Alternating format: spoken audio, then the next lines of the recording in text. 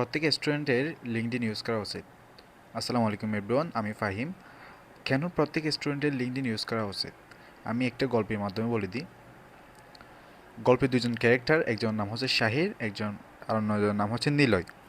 So Shahir এবং নিলয় দুইজন একই প্রতিষ্ঠানে পড়ে, একই ডিপার্টমেন্টে, একই সাবজেক্টে, এবং তাদের রেজাল্টটি প্রায় সেম। তারা উভয়ই প্রথম বর্ষে। সো তারা কি করলো, তারা পড়াশোনা চালিয়ে যাচ্ছে।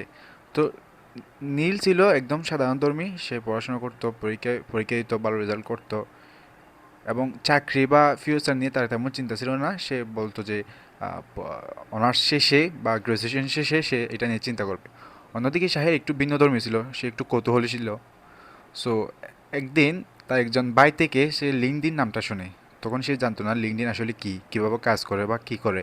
জাস্ট জানতো যে এটা একটা সোশ্যাল প্ল্যাটফর্ম, এখানে অ্যাকাউন্ট খোলা হয়, এখানে পোস্ট করা যায়, জাস্ট এতটুকুই। তো সেই সাপেক্ষে অ্যাকাউন্ট খুললো।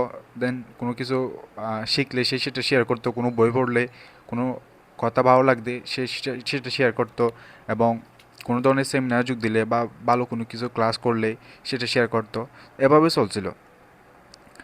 তৃতীয় বর্ষে গিয়ে শাহিদ একদিন একটা মেসেজ পেল যে একজন ব্যক্তি তাকে বলছে যে আপনার এই জিনিসটা, অর্থাৎ তার লেখা একটা লাইন বা একটা আহ, লেখা তার খুব ভালো লাগেছে।